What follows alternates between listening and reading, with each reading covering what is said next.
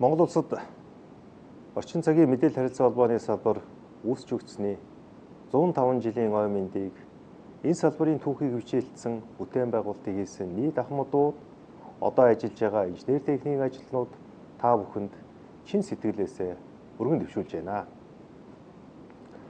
Өнөөдөр хиймэл оюун 5 дахь үеийн хөдөлгөөнд холбоо хэмэл дагуулын сүлжээ үүлэн тооцоолол их өгөгдөл юмсын интернет квант технологи зэрэг шин шийдлүүд дэлхийн эдийн засаг, төрийн удирдлага, нийгмийн харилцааг үндсээр нь өөрчилж буй шинэ эрен үетэй бид золгож байна.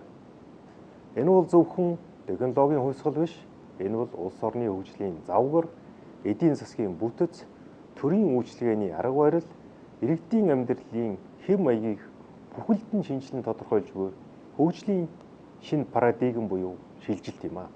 Мэдээлэл харилцаа холбооны салбар өнөөдөр зөвхөн энэ салбарын хөгжлөөр тодорхойлогдоо болсон байна.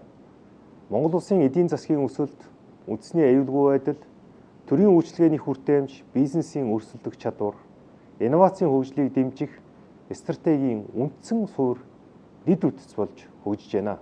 Өөрөөр хэлбэл орчин үеийн хөгжлийн гол давуу тал нь зөвхөн бит бүтээн байгуулалтаар бус мэдээлэл технологиг үр ашигтай ашиглах чадвараар хэмжигдэх болжээ. Иймээс хүн бүрийг боломжтой холбох, бизнес үрийг инновацтай холбох, төрийн үйлчилгээг илүү хүртээмжтэй болгох зорилго нь зөвхөн энэ салбарын хөгжлийн асуудал биш, харин Монгол улсын хэрхэн ирээдүгөө бүтээх, дэлхийн өөрчлөлтөд хэрхэн хөл нийлүүлэн алхах хөгжлийн үндсэн чиг баримжаа юм.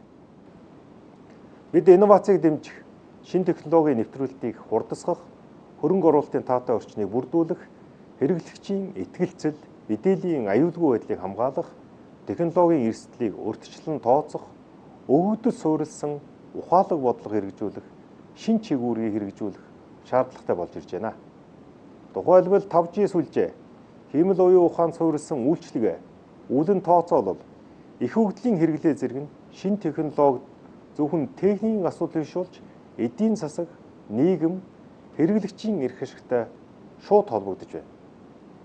Ийм нөхцөл зохицуулах байгууллага нь шин технологиг хязгаарлах бус харин аюулгүй, хариуцлагатай, хүртээмжтэй хөгжих нөхцөлийг бүрдүүлэх чиглүүлэн гүйцэтгэх хэрэгтэй болж явж байна.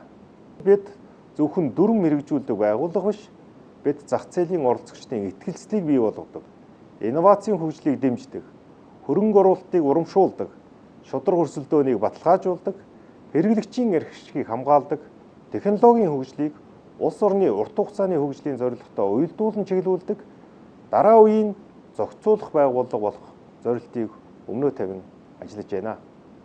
Энэ шинэ хандлага нь зохицуултыг зөвхөн өнөөдрийн асуудлыг шийдвэрлэх хэрэгсэл бус, ирээдүйн боломжлыг урьдчилан харж, хөгжлийг дэмжих стратегийн механизм болгон өөрчлөх шаардлагатай байгаамаа. Тиймээс бид хиймэл оюун ухаанд тулгуурлан хариуцлагатай, аюулгүй, хүний эрхийг дээдэлсэн хэрэглээг тууштай дэмжиж, инновацийг хөгжүүлэхийн зэрэгцээ иргэдийн эрх ашиг, үндэсний аюулгүй байдал, ёс зүйн зарчмыг тэнцвэртэй хангах бодлогыг тууштай хэрэгжүүлэх болно.